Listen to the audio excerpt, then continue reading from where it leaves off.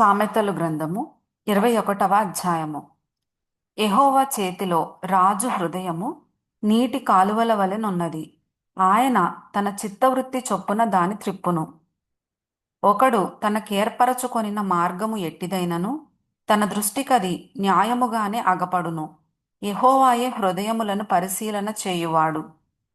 నీతి న్యాయములననుసరించి నడుచుకొనుట బలులనర్పించుట కంటే యెహోవాకు ఇష్టము. అహంకార దృష్టియు గర్వహృదయమును భక్తిహీనుల క్షేమమును పాపయుక్తములు. శ్రద్ధగల వారి యోచనలు లాభకరములు. తాలిమి లేక పనిచేయువానికి నష్టమే ప్రాప్తించును.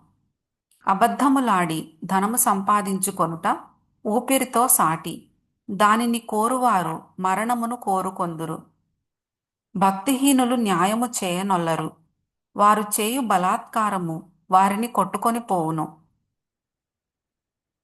దోషభరితుని మార్గము మిక్కిలి వంకర మార్గము.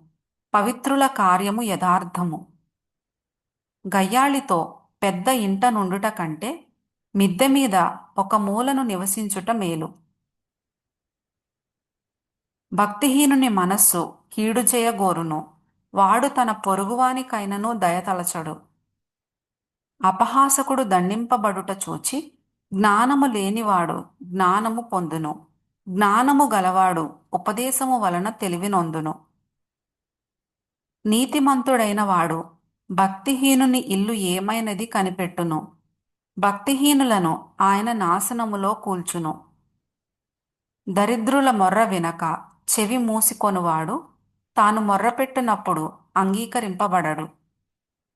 చాటున ఇచ్చిన బహుమానము కోపమును చల్లార్చును. ఒడిలో నుంచబడిన కానుక మహాక్రోధమును శాంతిపరచును. న్యాయమైన క్రియలు చేయుట నీతిమంతునికి సంతోషకరము. పాపము చేయువారికి అది భయంకరము.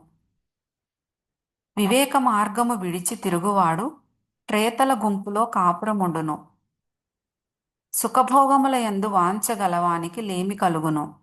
ద్రాక్షారసమును నూనెయు వాంఛించువానికి ఐశ్వర్యము కలుగదు. నీతిమంతుని కొరకు భక్తిహీనులు ప్రాయశ్చిత్తమగుదురు. యథార్థవంతులకు ప్రతిగా విశ్వాసఘాతకులు కూలుదురు. ప్రాణము విసికించు జగడగొండి దానితో కాపురము చేయుట కంటే అరణ్య భూమిలో నివసించుట మేలు. విలువగల ధనమును నూనెయు జ్ఞానుల ఇంట నుండును. బుద్ధిహీనుడు దాని వ్యయపరచును. నీతిని కృపను అనుసరించువాడు జీవమును నీతిని ఘనతను పొందును. జ్ఞాని అయిన ఒకడు పరాక్రమశాలుల పట్టణ ప్రాకారం ఎక్కును. అట్టివాడు దానికి ఆశ్రయమైన కోటను పడగొట్టును. నోటిని నాలుకను భద్రము చేసుకొనువాడు శ్రమల నుండి తన ప్రాణమును కాపాడుకొనును.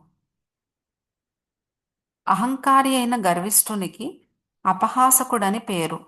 అట్టివాడు అమిత గర్వముతో ప్రవర్తించును. సోమరివాని చేతులు పనిచేయనొల్లవు. వాని ఇచ్ఛ వాని చంపును. దినమెల్లా ఆశలు పుట్టుచుండును. నీతిమంతుడు వెనుక తీయక ఇచ్చుచుండును. భక్తిహీనులు అర్పించు బలులు హేయములు. దురాలోచనతో అర్పించిన ఎడల అవి మరి హేయములు. కూట సాక్షి నశించును. విని మాటలాడువాడు సత్యము పలుకును. భక్తిహీనుడు తన ముఖమును మార్చుకొనును. యథార్థవంతుడు తన ప్రవర్తనను చక్కపరచుకొనును. యెహోవాకు విరోధమైన జ్ఞానమైనను వివేచన అయినను ఆలోచన అయినను నిలువదు. యుద్ధదినమునకు గుర్రములను ఆయత్తపరచుట కద్దు గాని రక్షణ యెహోవా అధీనము.